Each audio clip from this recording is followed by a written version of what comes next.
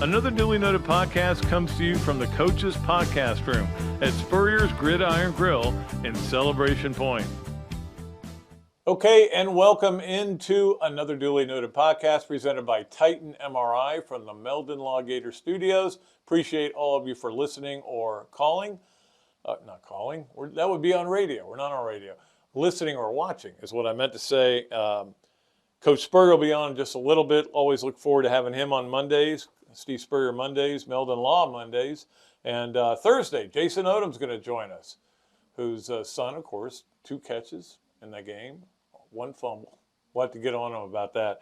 But that'll be a lot of fun talking to him about that and the way Florida dominated the offensive line on Saturday night. Let's get to our Process Service of Gainesville starting lineup, brought to you by the Process Service of Gainesville, Scott Hart and the great folks there. Number one, this was about 2 things. Number 1, defense. And number 2, the swamp. Don't ever question the swamp, okay? And I did. What was my pick? I said Florida covers, but they lose. No, swamp. Swamp wins. Most of the time it does. It was really loud. Was it the loudest game ever? It's so hard to tell because when you're in the press box especially, and I was down kind of near the end, you're getting more of the Tennessee noise. You're getting their band. You're getting their fans. And like there was one play, the Khalil Jackson catch, where I thought it was picked because, I mean, my eyes are bad, but mainly it was because I thought their fans were cheering and you couldn't really hear. Anyway, my point is, yeah, it was super loud. I know it was loud on the field. Doesn't really matter what it was like in the press box, right? Do I make it the number 1 game of all time in that terms? I don't know. I think there was a moment in the 93 FSU game that was louder. I think the sustained noise for Auburn 4 years ago, whatever that was probably more. But it was loud enough. Let's just put it that way. And maybe the loudest ever. I don't know. Nobody measures those kind of things. It was really loud. You know, Graham Mertz saying he had a hard time hearing. And it was about the defense. This is a stat for you. Florida has given up 154 fewer yards than they did a year ago per game. 154. Now, that says a lot about how bad it was last year. And it's been bad for 3 years. Florida's been a bad defense for 3 years. He's got a bunch of young guys out there. One of the touchdowns came against a true freshman. And great moment there in that game when Jordan is it Castle or Castell? Castell came up to him after the touchdown he gave up to Brew McCoy, and his head was down. He grabbed his face mask and said, "Keep your head up." That's a freshman. This is a program that's building. I tell you where this game was won, though. This game was won in the 3rd quarter, not the 2nd quarter when Florida outscored them. Scored 20-0, and that certainly allowed Florida to play with the lead, which I talked about a lot last week. But it was won in the 3rd quarter. In the 3rd quarter, Florida was outgained 147-13, and Tennessee could only shave 3 points off of that score. That was huge. That they were able to kind of survive that onslaught. You knew Tennessee was going to come out and play better to start the second half, but they got that done. Florida now 10th, by the way, in the country in defense. And stopping them on the 3 4th downs was huge. In fact, I have a good Pat Dooley story time about the last stop. It's embarrassing in a little way, but I'm just going to tell you. I'm still going to tell you. All right, so that was number 1. And I tell you what we need to go ahead and do, because I know everybody's excited and everybody wants to talk about things. That's why I'm wearing my orange shirt that I wasn't allowed to wear all week, because I actually was going to wear it to the remote on Friday, and my wife said, "Get that off right now. It's blue week." I go, "Oh, yeah. I don't think I have anything blue." All right, so I wore something else. But we need to get to our Campus USA play of the weekend. I had a lot of choices here, guys. Obviously, a lot of big plays in this game. Big games have a lot of big plays. The bigger the game, the bigger the plays. This was my choice, though. And here it is. Look at the patience. Wait for the hold open. Iguaquin coming around there. And then it wasn't just that, and don't forget, this is the same guy that just missed him and tried to shoulder tackle ETN, which you just don't do. Same guy that got in the fight later on in the game. We'll talk about that in a minute. Or he didn't get in a fight. They went old school, you know. I'm going to fight you, John L. Sullivan. I don't know what that was about, but I'll talk about it in a minute. At any rate, that was our Campus USA play of the game. What a game for Trevor Etienne. And Florida stayed with a hot hand. I think that was the right move to make. But certainly Montrell Johnson's contributions, I mean, 2 touchdowns, and both of them on great cutbacks. One on the pass, one on the run. So both those guys did really well. Number 2 on the process service of Gainesville starting lineup. We can turn the noise down now for a little bit, but you can never turn it off. This is Florida. It's never going to get turned off. You go to Kentucky and don't play well and get beat, it's going to be back up. Is Billy Napier in trouble? Look, it is what it is. This is Florida. It's really hard. I could not believe the pregame chatter before the game in the press box. It was all so. I know that Feinbaum was mentioning Dion may be the next coach at Florida, and I'm like, well, they got a coach. Oh wait, they're going to lose this game, and Napier's going to get fired and everything. There was a lot of that, and I'm talking media here. But it was again, the noise goes like this. If you're at UF, it's going to go like that. Nobody's ever gone undefeated, so guess what? At least, even in Coach Spurrier's year, once a year you would get yelled at by the fans. But it's just the way it is.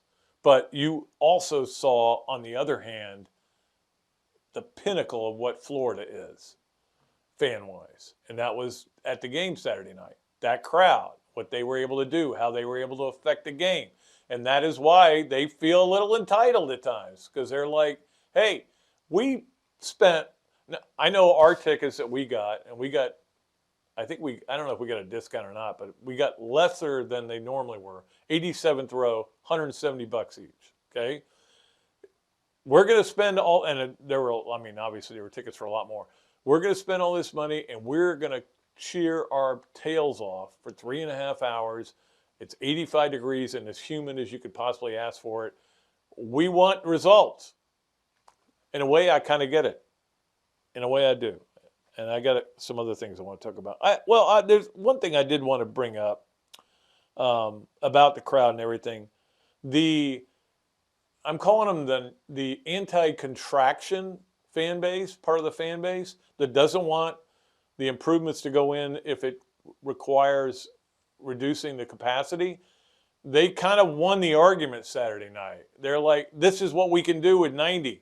Don't knock it down to 80. We want to keep it at 90. Okay, well, I think it's at least something to be discussed. That's all I'm going to say. Number 3 on the starting process service of Gainesville starting lineup, I did want to mention the end of the game. A lot of nonsense there at the end. Is it Mazukua, I believe, right? The offensive lineman, Mazuka, who got into one of these, and dumb. Billy Napier talked about it today. He said he's been internally disciplined. And he said, so have some of our staff members, because they went a little bit crazy there at the end. Look, Billy called the timeout. I understand why he called the timeout. And he called the timeout because they wanted to let the clock go down to the last possible second.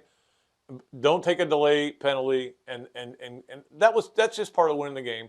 And I don't know if Josh Heupel got mad because of that.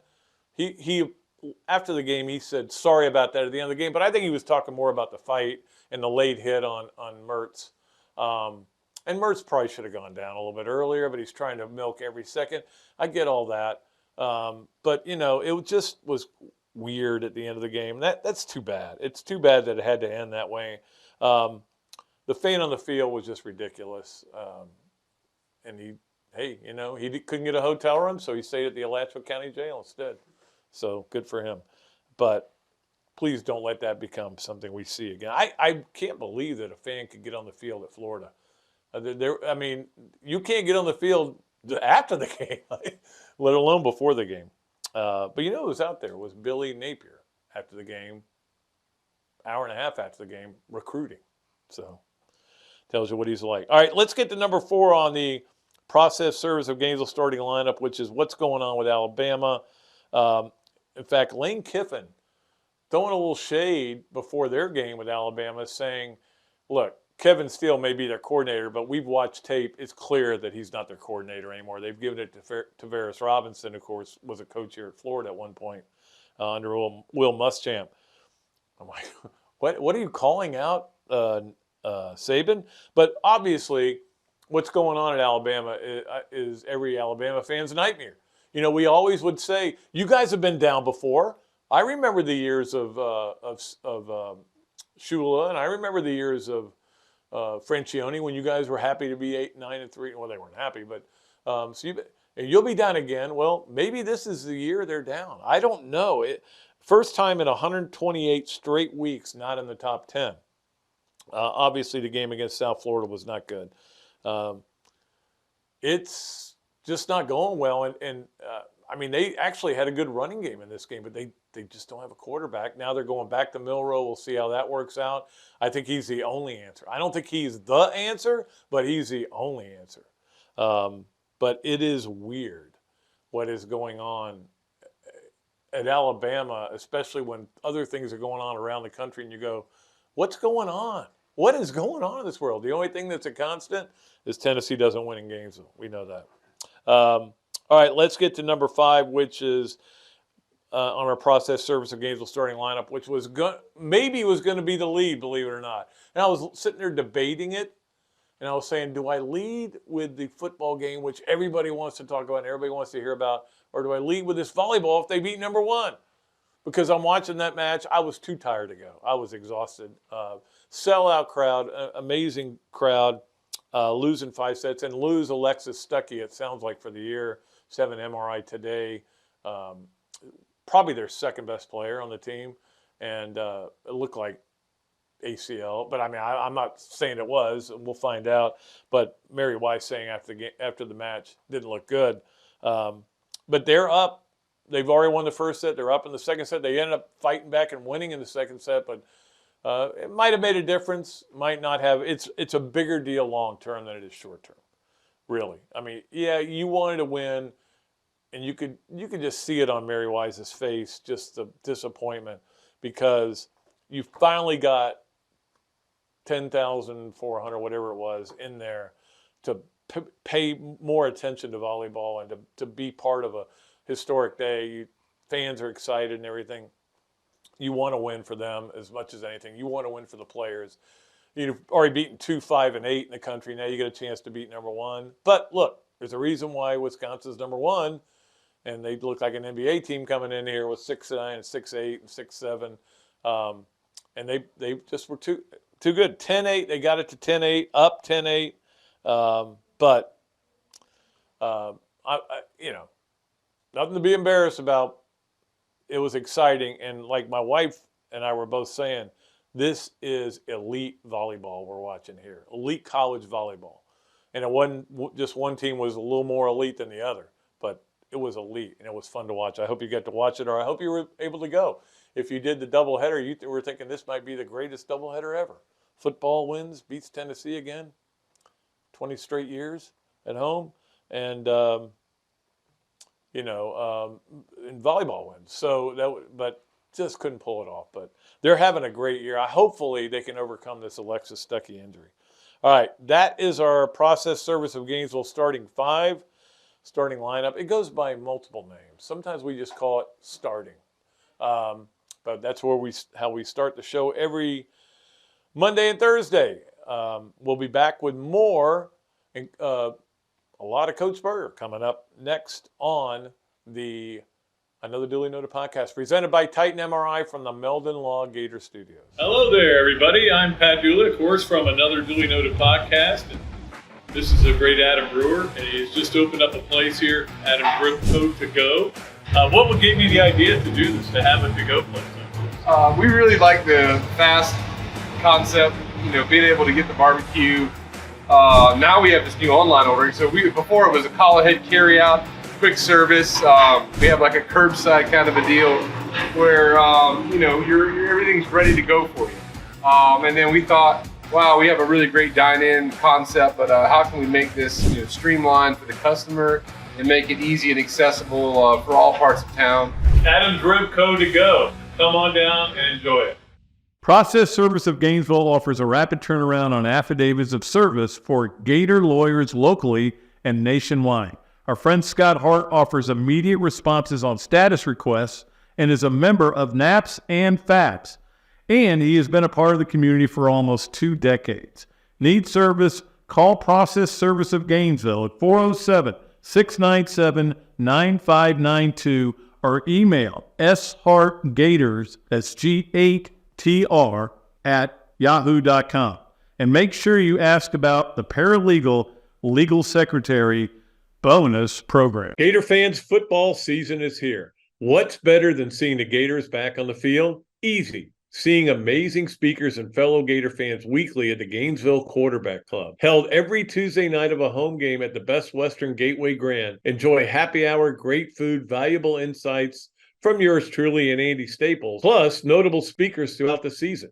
As the oldest Gator booster club in the world, Gainesville Quarterback Club gives you access to elite speakers like coaches, NCAA football insiders, Gator greats, and more. Share your passion for Gator football with hundreds of other members at weekly in-season meetings, home tailgates, and special events throughout the year. Join the Gainesville Quarterback Club today. Email the club at membership@quarterbackclub.org or visit thequarterbackclub.org. Or better yet, just give me a call and I'll get you to the right people. Okay, welcome back to another Dooley Noted podcast presented by Titan MRI from the Meldon Law Gator Studios. And of course, Meldon Law also brings you Coach Spurrier every Monday, and I know he's in a good mood. And I don't know. I mean, it's hard for you to tell the noise level what it's like compared to other games because sometimes you've been on the sidelines with the headsets on, but it was pretty loud. Yeah, I think it's the loudest since I've been back since 16. Hell, this is the 8th year I've been back, sitting up in the stands watching a little bit and doing this, that, and the other.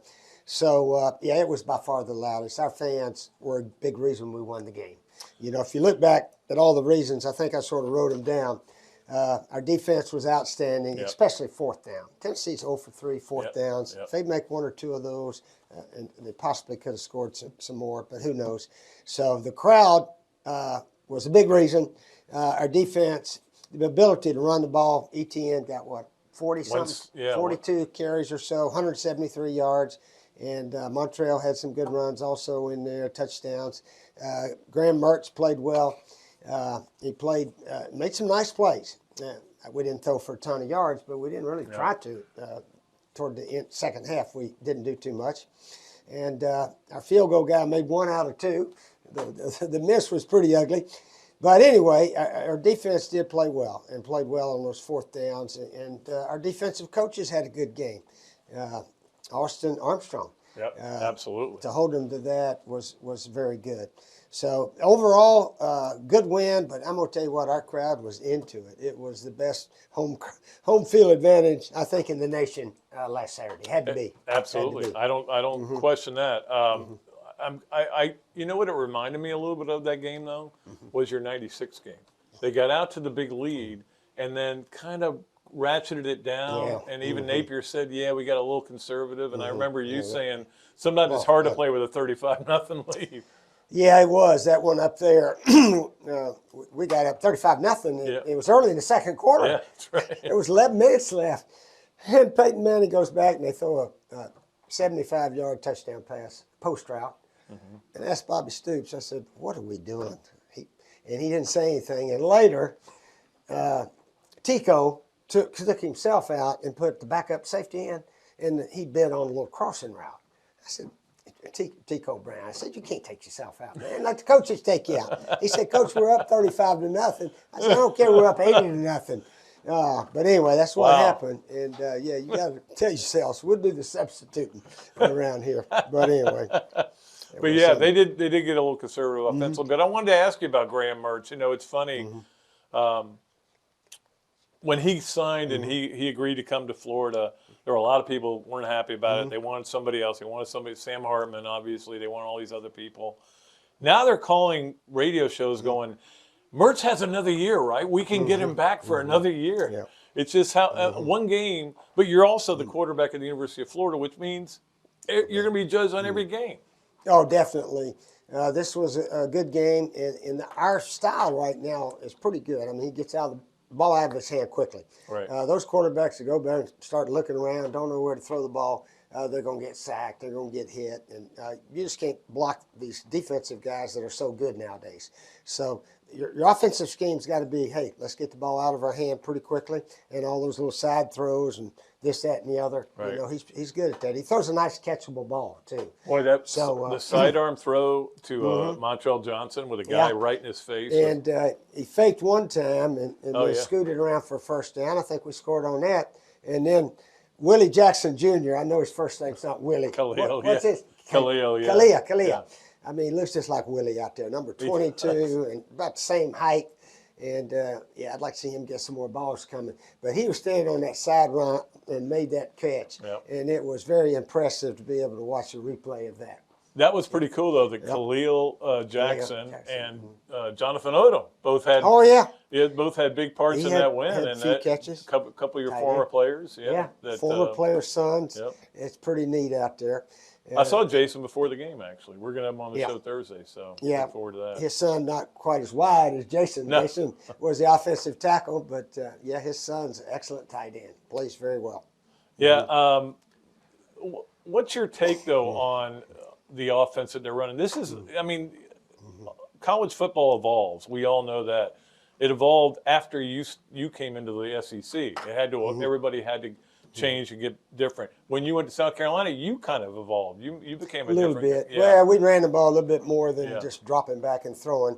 But if you want to watch a really, really good offense, the next time University of Washington plays, the Washington Huskies, be sure and tune in for that one. I happened to watch them when they played Tulsa, and their athletes are all in great shape. I mean, there's no big fat guys, and there's no bellies hanging over anything. And their receivers and their quarterback, Penix is a kid. I think he came out of Florida somewhere, didn't he? I think so, and then he went to Indiana. He went somewhere, and then he has a second school. But anyway, they beat Michigan State pretty easy yesterday. But they have a nice scheme of things. I mean, they line up in trips, and next thing you know, you got trips over here, and guy coming back in motion. And all these teams are doing that now. And Washington, when they beat Tulsa, they dropped 3 or 4 about 20-yarders. Guys pretty much wide open, just for some reason dropped them. And what the announcer said, that guy will catch 100 out of the jug machine next Monday or Tuesday in practice. So they got a good coach there at Washington. Watch out for that team. I mentioned it last week and so forth. But the schemes all these teams have now, they're tough to defend. A lot of motion too, Yeah, they really are. And everybody's in the gun, and they got these tight ends. They're sort of like receivers. And but you still got to run the ball, and that's the big reason we won last week, the ability to run. Yeah, no doubt about it. And I mean, obviously, Billy talking today at his press conference says, "Hey, it's how you deal with success too. It's not just you dealt with failure really well and coming back for the next 2 games, but how you deal with success now, because everybody's going to be patting you on the back and telling you how great you are." Last year we clobbered South Carolina, Carolina, and then lost our next 2. Lost to Vanderbilt and then lost to FSU. I thought we'd have and lost a bowl game. And lost a bowl game. I thought we'd be 8-4 going to whatever bowl game, and we were 6-6 and ended up 6-7. So I don't think we've got enough reason to get a big head right now. Charlotte, not a very good team, obviously coming in, but after that, it's just about all SEC opponents, and I don't know what the point spreads will be. I got a feeling it'll be pretty even. All the SEC teams will play down the road. Yeah, Kentucky is announced today is a noon game, so that'll be interesting to see TV game how that goes. Yeah, and I know that we'll talk about Kentucky next week, but I did want to ask you one more thing about the Florida game, and that was the way that defense played. I was watching the game in the press box, and I'm like nervous on every play because they're putting 9 guys out there and they're going to hurry up, and that's got to be a hard defense, a hard offense to defend, because you're worried about them going over the top, which they were able to do a couple times, but they also ran a ton of bubble screens. Yeah, yeah, like I said, they throw those quick ones out, and then the deep ball and so forth, and we did get some gracious calls. Some games you do, some games you don't. Yep. I think on one of those 4th and 1s, they got up there real fast, and the referee stopped the clock. Yeah. But The yet ball got kicked. Yeah. that's what happened. Yeah. But they didn't substitute. Oh, that's what happened. Yeah. The ball, which So I they didn't had to- see, yeah. but I heard it on the broadcast. And then we were able to get our big guys in, got in sort of a goal line defense, and they left the same play on. Yep. So we had them for a 2 or 3 yard loss. Yeah. Things like that. Sometimes you get breaks like that. Sometimes they go against you.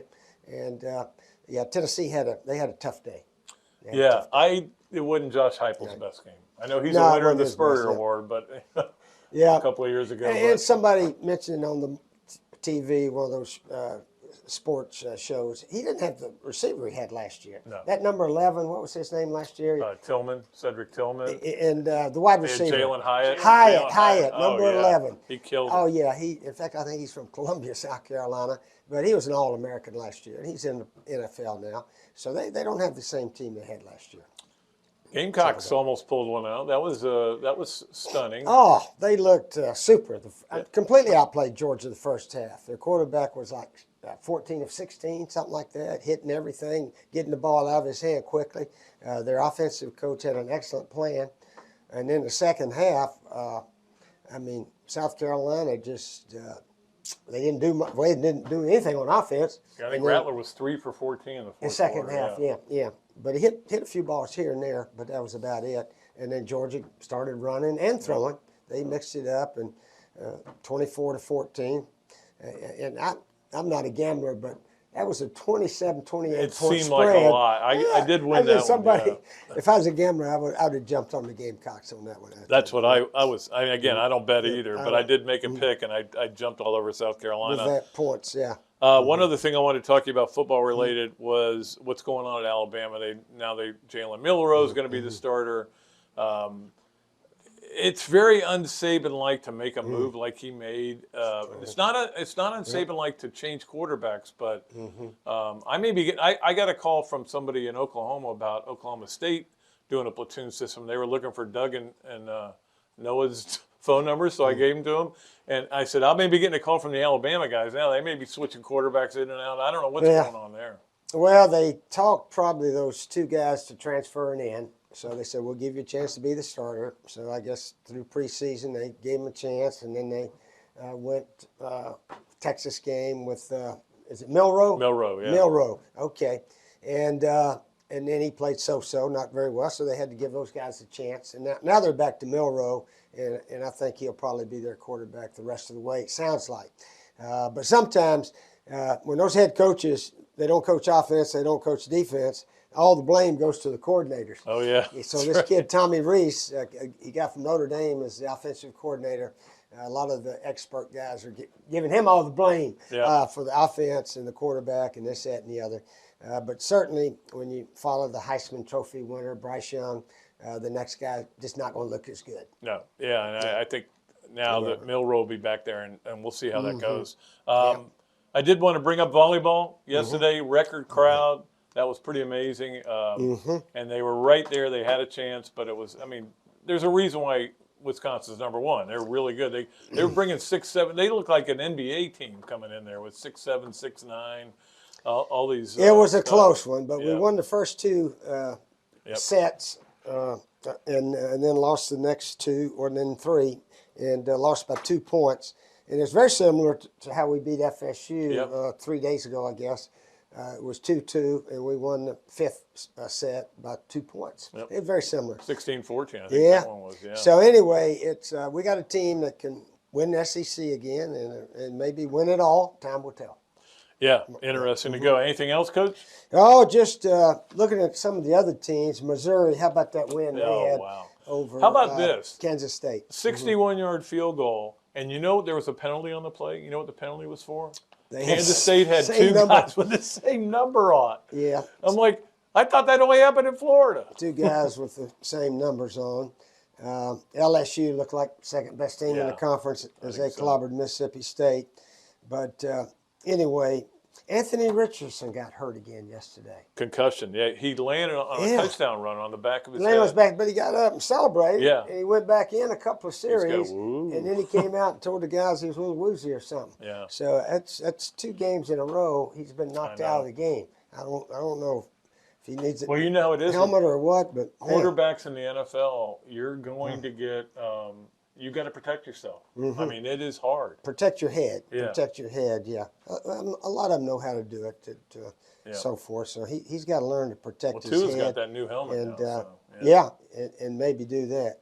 But anyway, it was a good win for the Gators. We should be in good shape this week, and then after that, we've got to get better as the season goes, which we're doing. We're getting better as the season goes, but you got to continue that all the way through the FSU game, and we'll see where we're at. Just keep getting better. That's exactly what to do. Exactly. All right, that's Coach Spurrier. We always love having him on Mondays. We'll see him next Monday, and then we'll be right back with more on another duly noted podcast. Robbie Andrew will join us for Yes, No Way, or Maybe. Brought to you by Titan MRI from the Meldon Law Gator Studios. Attention all Gator fans, Meldon Law is giving away a chance to experience the Florida-Georgia game like never before. 2-night stay at the Hilton on the River, dinner at Ruth Chris Steakhouse, 2 premium tickets to the game, and a football signed by Coach Billy Napier, and much more. Go to the Meldon Law Facebook page and look for the VIP experience for 2. Good luck and go Gators! Great food, great atmosphere, a diverse menu, everything made from scratch, plenty of space, and locally owned. These are all the characteristics of a great restaurant, and you can find each and every one of them right here in Gainesville at Ballyhoo Grill. Ballyhoo Grill prepares all of their food fresh every day, from their salad dressing to their award-winning soups. Bring your family and enjoy dinner under the Tim Trebo Tiki Hut while listening to live music. Or if you're running low on time to eat out, they also deliver through Uber Eats, Bite Squad, and Postmates. A Gainesville staple that's been open for over 30 years. Check out Ballyhoo Grill on Facebook or at ballyhoogrill.com. Things have certainly got a little out of hand lately when it comes to just buying our everyday necessities. Just look at gas, streaming services, and heck, even chicken wings. Well, there is one necessity that shouldn't cost a ton: taking care of yourself and helping fix all the aches and pains in life, and the fine folks at Titan MRI agree. With costs a fraction of what you'd pay at a hospital, you'll not only save money, you'll be taken care of by staff with over 20 years experience. So when you need an MRI, call Titan first, and you can go where your doctors send their families. Now offering CAT scans. Tuesday, we welcome Katie Turner to the Gainesville Quarterback Club. She's the Assistant AD of Recruiting Strategy in her 2nd season with the team. We look forward to welcoming Katie back. She always has terrific insight. Then next week, we're having Coach Urban Meyer back. Can't wait to hear what Coach has to say following his Swamp Kings debut. Okay, and welcome back to another duly noted podcast presented by our great friends at Titan MRI from the Meldon Law Gator Studios. Here, in fact, I was talking with the Meldon Law people. I'm gonna go on their podcast again. I love doing that podcast. Jeffrey's got great questions. All right, let's get to the Big Mills Cheesesteaks Zoom line and bring in our great friend Robbie Andrew, who is brought to you by Hesser and Kipke for Yes, No Way, or Maybe. Robbie, you were at the game Saturday, huh? Yeah, I had a blast, Pat. You know, I thought I might feel uncomfortable being in the stands, but I loved it. I mean, total strangers were high-fiving us. It was just a lot of fun. But like at the end, near the end of the first half, I'm thinking, what have I been watching here? It was amazing.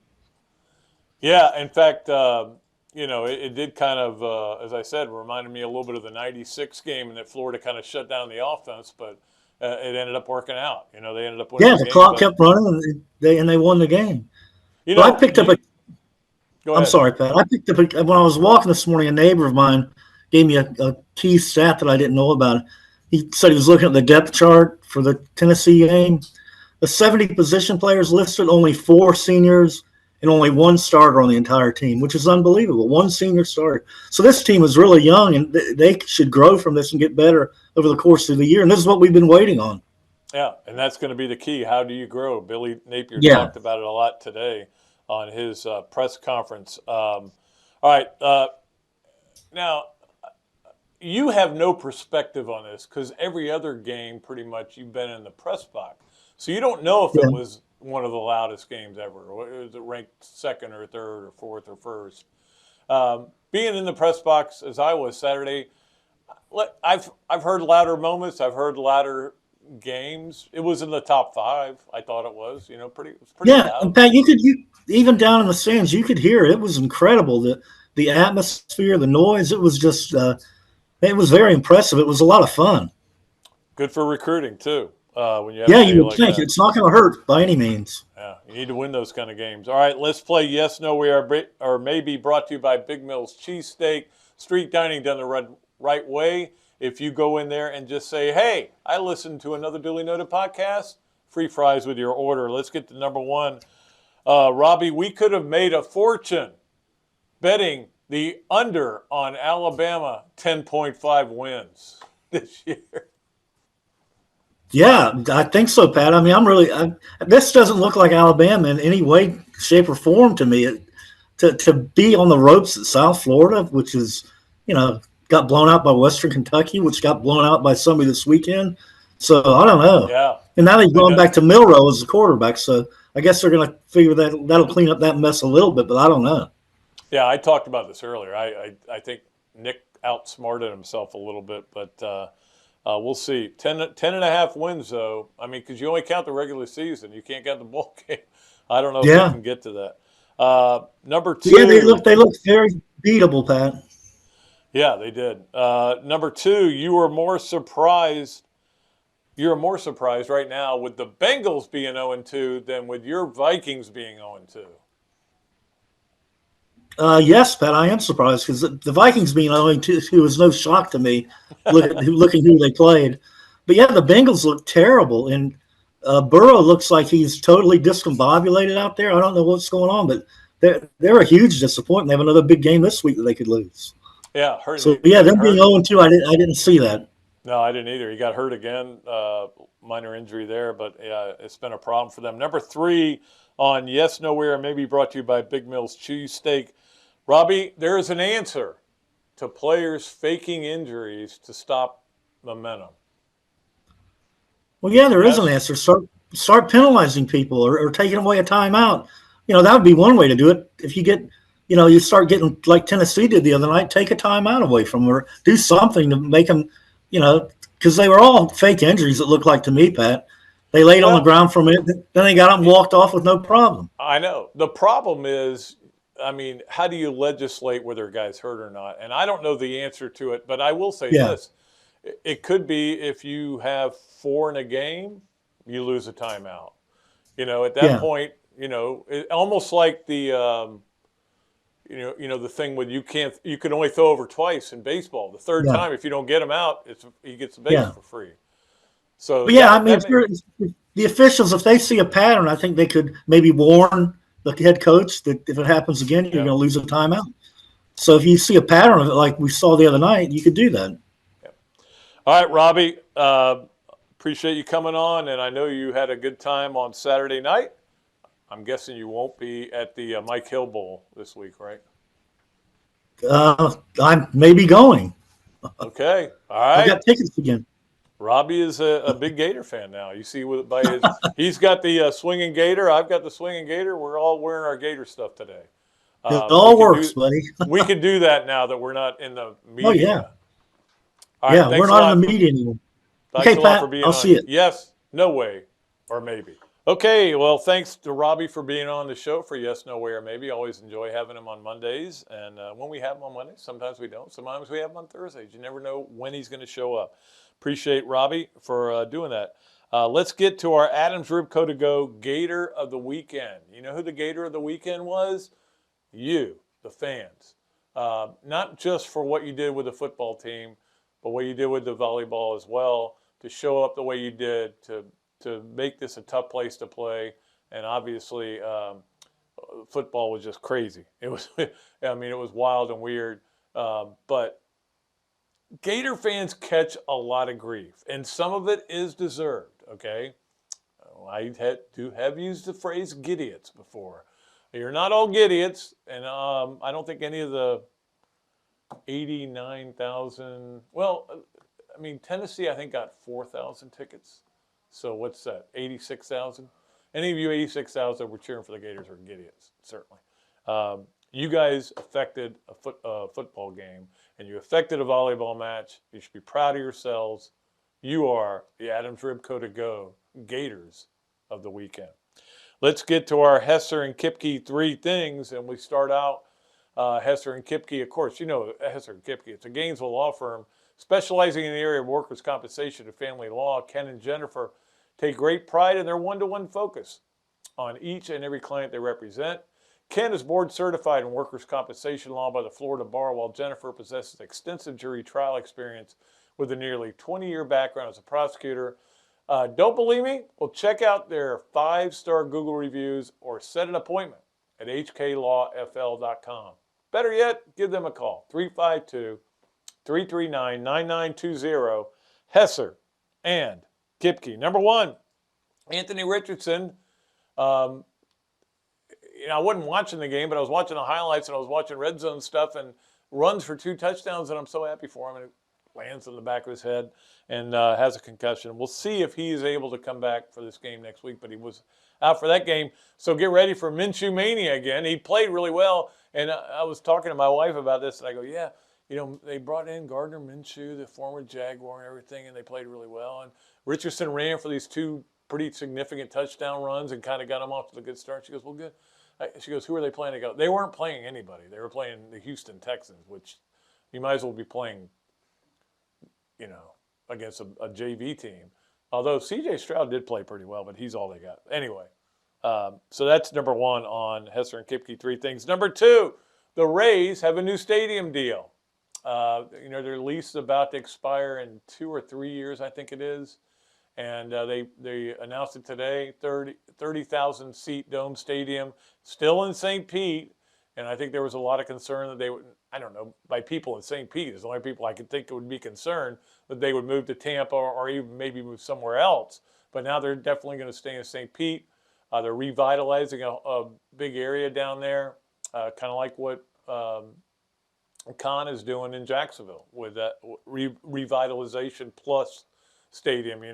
That's kind of the way I think a lot of people are going. That's the way they did it up in Atlanta with the Braves Stadium. So the Tampa Rays, not Devil Rays. Sometimes I want to say Devil Rays, but they do wear those Devil Rays jerseys. So if you're wearing the Devil Rays jersey, are you just the Rays that day, or are you the Devil Rays that day?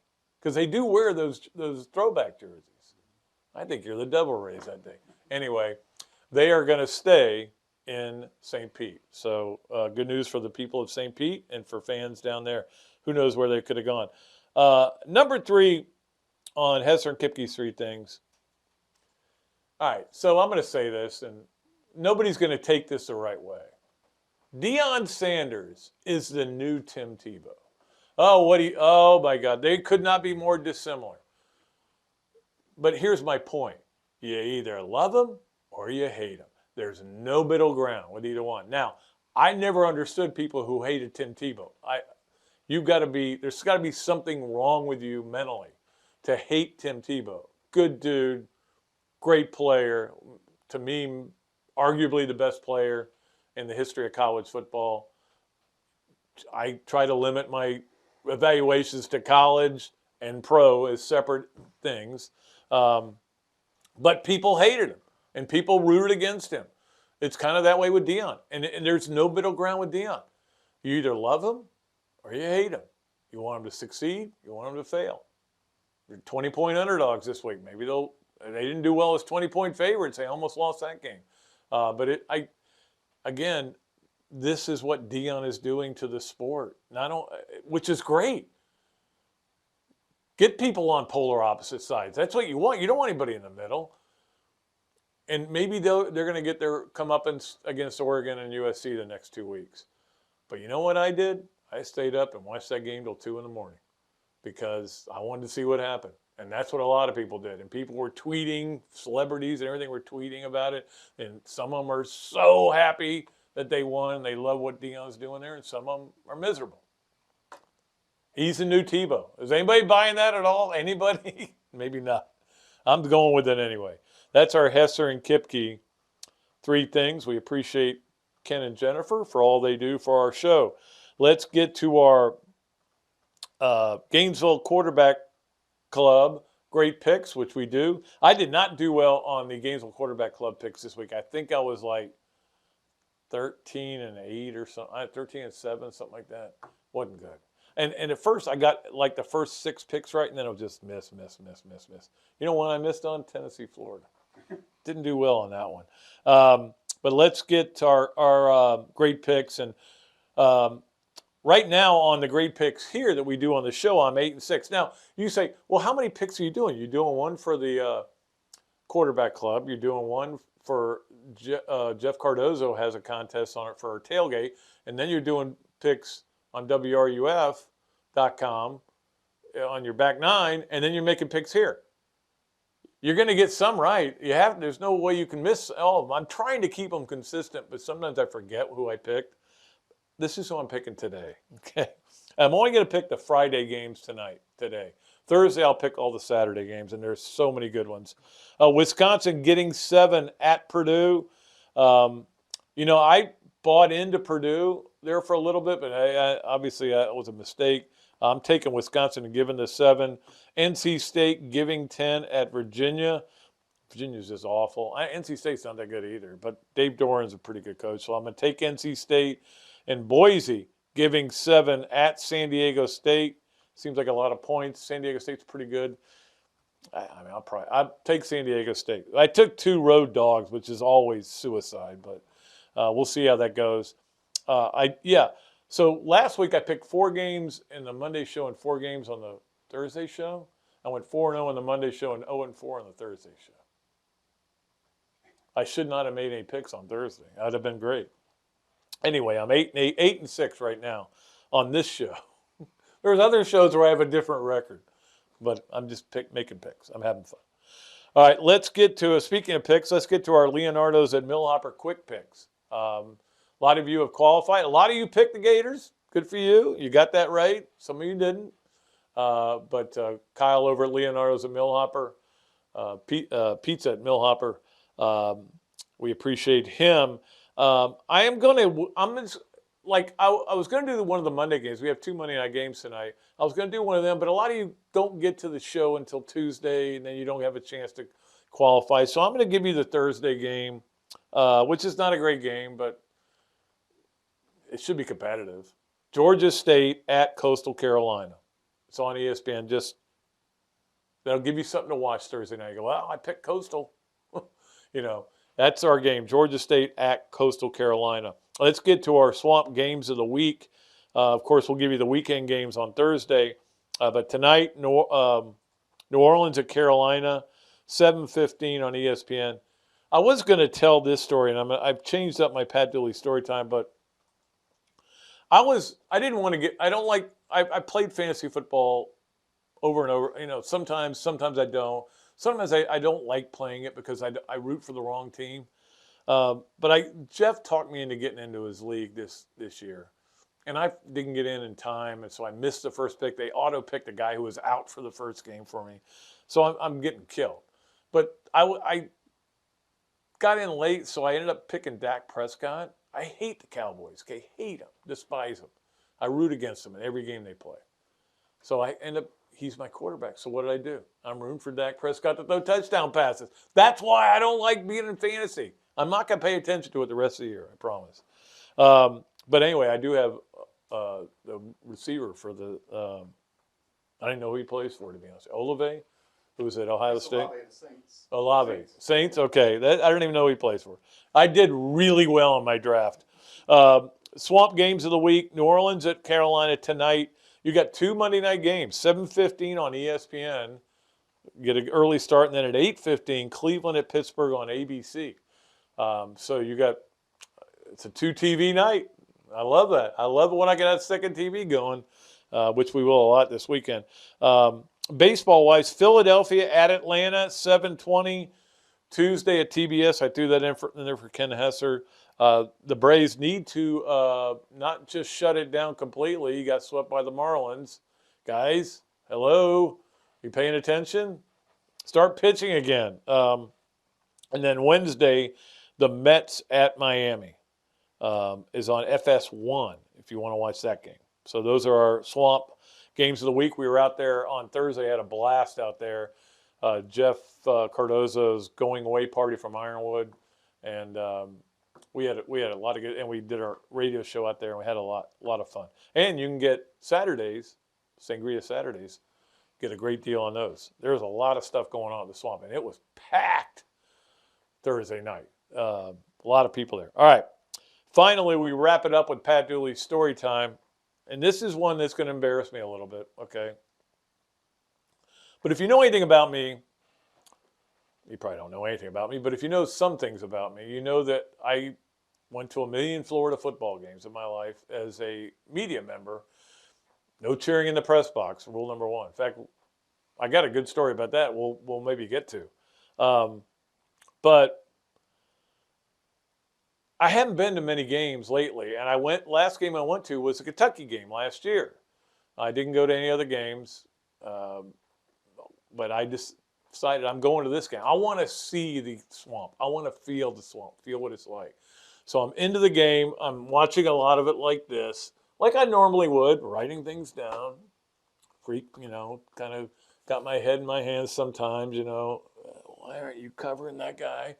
But I'm not saying anything out loud. There's nobody really sitting next to me. There's a guy 3 seats down, another guy 5 seats down the other way, because I'm sitting on the end. And so 4th down, not much time left in the game. I go, if they can stop them right here, the game's over. Gators win. And Milton scrambles a little bit, throws it in the dirt, as he did a lot in that game. And I went like this. And I went, oh, shoot, Pat, you're not supposed to do that. I didn't say anything. I didn't cheer. But my hands went up in the air. Not all the way up, just up to about here. And I went, whoa. You can't do that. That's not allowed. You're in the press box. You're kind of media. You're media enough not to be cheering in the press box. But I did give him a little fist bump. Okay. So that's my Pat Dooley story time, brought to you as always by our great friends at East Lake Pediatrics. No more cheering for me in the press box. I can tell you that. That was a minor slip up. I will tell you even a better story than that. So we got time for one more story, right? Okay. So Florida drives down the field, misses a field goal. Mihalik, I think the ball may have gotten tipped or not. If it didn't, he hit it way low and everything. So that happens, and I'm like, man, 7 minutes and you get nothing out of it. They go right down the field in a minute 6, I think it was, and score. Packed up all my stuff into my computer case. I said, I'm not going to sit here for this. I don't have to be here. I can go home, watch it on TV. I'll be writing off TV. I wanted to experience the Swamp. It was loud. Packed it all up. Left my notebook out there with a pen. Said, I guess I'll leave it out here I'll watch a little more of it and see, because maybe I want to go home and beat the crowd. Then ETN happened. Guess what? I'm there the rest of the night. So, but I did pack up. I was ready to go. But that's me. I'm a naysayer. There have been basketball games where I'll come out from my office and go, Florida's getting killed. And Karen will go, what's the score? I go, 8-2.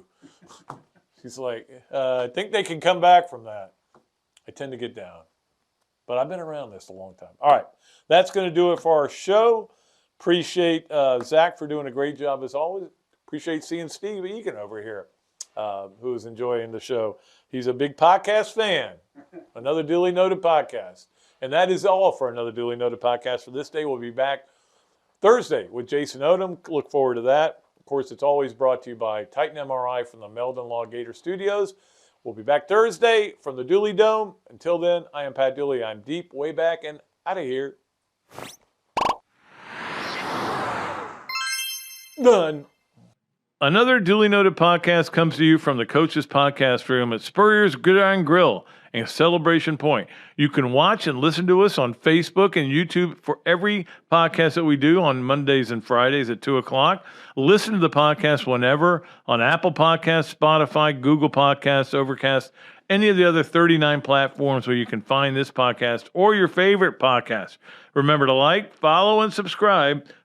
If you have any questions or comments, leave them in the comments section below or call me if you want to do some advertising at 352-317-3444.